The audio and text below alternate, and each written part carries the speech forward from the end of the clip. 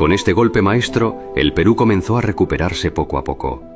El terror que había paralizado al país empezó a disiparse, permitiendo que la nación respirara de nuevo. Paralelamente, Fujimori impulsó cambios profundos. A finales de 1993 promulgó la nueva Constitución Política del Perú. Firmada el 29 de diciembre y en vigencia desde el 31 de diciembre de ese año, esta Carta Magna abrió puertas al mundo. Privatizaciones masivas atrajeron inversión extranjera. Algunos la vieron como un mal menor, otros como una reforma innecesaria. Lo cierto es que impulsó un boom económico. En pocos años, el PBI superó los niveles históricos, con tasas de crecimiento que colocaron al Perú como uno de los más dinámicos de la región.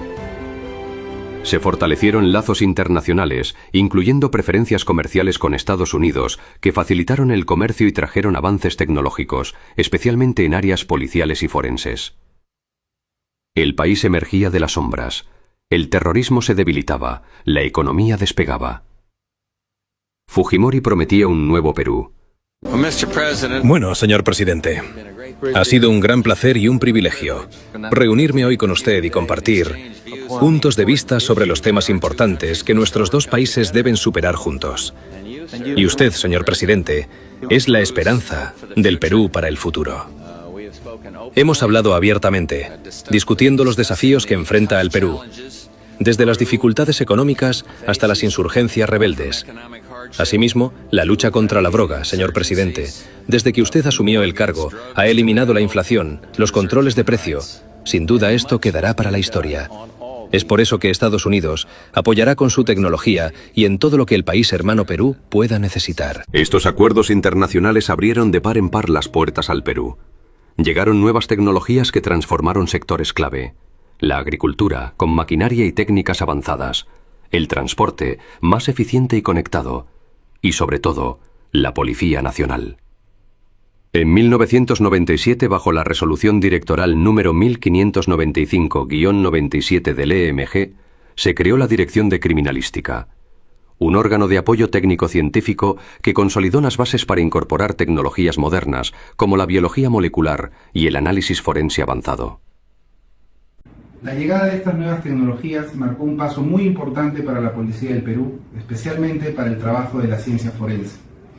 Permitieron avanzar de manera más precisa en muchas investigaciones. Fue un gran avance para el Perú. La policía ganó herramientas precisas para investigar, identificar y resolver casos que antes quedaban en la impunidad. Y así, con el tiempo, muchas historias archivadas comenzaron a reabrirse.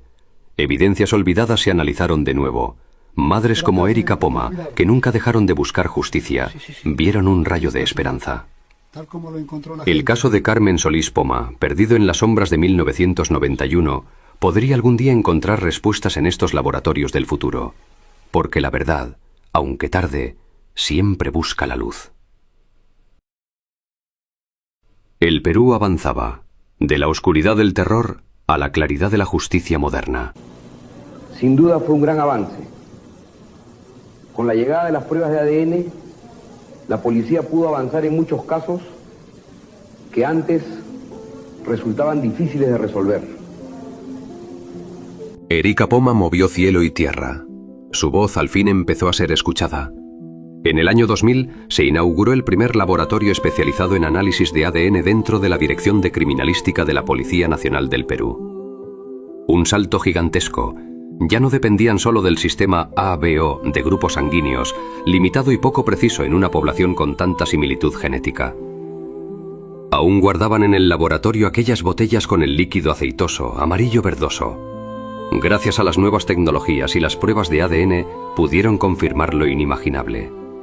Era grasa humana, compuesta por adipocitos que conservan el núcleo celular con la información genética completa. La prueba tardó casi 4 meses. Un tiempo eterno para Erika, que esperaba con el corazón en vilo. Finalmente llegó el resultado. Coincidencia total. Comparado con muestras de la madre y el padre, el ADN confirmaba que se trataba de Carmen Solís Poma. Pero el caso permaneció estancado. Erika tuvo que conformarse con esos restos para darle un entierro digno a su hija. La verdad plena seguía oculta en las sombras. Solo queremos justicia. Han pasado más de 10 años y no sabemos nada. Mi hermana Erika está muy afectada por todo esto. Hasta ahora no tenemos ninguna respuesta. El caso parecía estancado desde 1991, el año de la desaparición.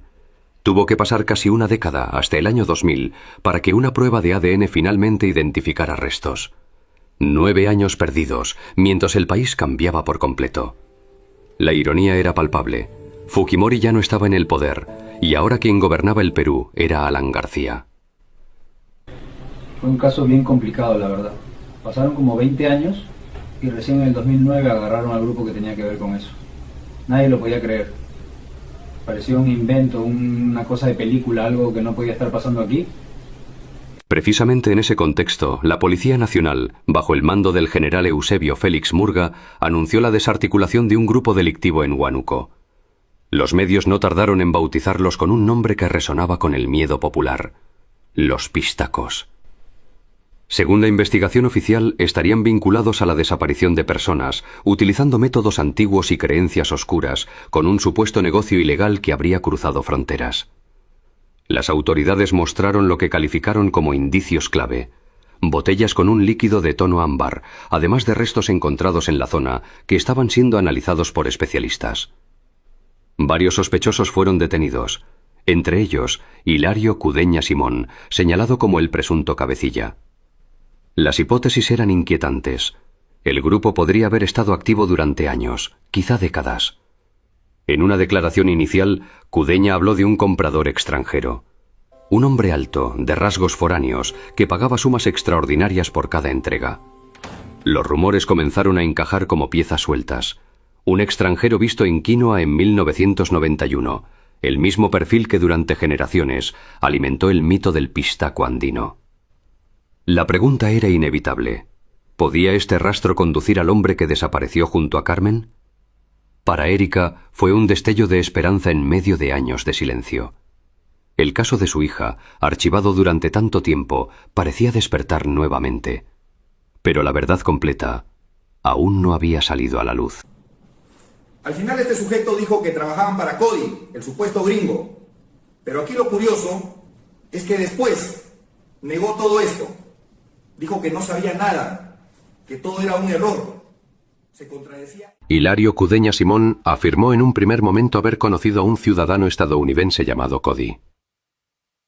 Según su versión inicial, el encuentro ocurrió en Quinoa, Ayacucho, a inicios de los años 90. Dijo que realizaron un trabajo relacionado con una mujer cuyos rasgos, según él, eran muy similares a los de Carmen Solís. Aseguró que se había pagado una suma cercana a los $5.000 de la época, pero al día siguiente, Cudeña lo negó todo. Su testimonio comenzó a cambiar, se contradijo, modificó fechas, lugares y detalles clave. Las investigaciones policiales lograron identificar al supuesto ciudadano extranjero. Se trataba de Cody O. Patterson, portador de pasaporte estadounidense. Los registros indicaban 3 ingresos al Perú: en 1991, en Quinoa, Ayacucho; en 1996, en Cajamarca; y en 2009, en Huánuco, cuando la organización ya había sido desarticulada. Para entonces, Hilario Cudeña Simón ya negaba todo lo que había declarado. Desde 1991 hasta el 2009, estamos hablando de casi 20 años. Durante ese periodo se identificó a un hombre llamado Cody O. Patterson, quien según la investigación era el que movía el dinero. En la misma operación también fue detenido Segundo Castillejos Agüero, intervenido junto a Cudeña en un paradero de buses en Lima. Inicialmente, Castillejos respaldó la versión original, luego guardó silencio y no volvió a declarar. Sí, estoy involucrado. ¿En qué cosa? En tráfico de... ¿Cuál sería? ¿Grasa humana? Pues sería eso, pues, porque no hay otra... Porque es grasa humana, ¿cierto? Claro. ¿Correcto? Claro. Ok. El último capítulo de... Mientras tanto, Erika Poma, madre de Carmen, seguía esperando respuestas. Pero el caso dio un giro inesperado. Desde el poder, el entonces presidente Alan García desestimó públicamente la investigación, calificándola como infundada y ordenando que el tema dejara de ocupar titulares.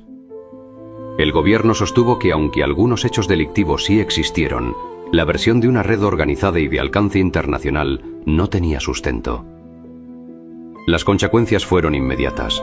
En diciembre de 2009, el general Eusebio Félix Murga, jefe de la DIRINCRI y el rostro visible del caso, fue retirado de su cargo.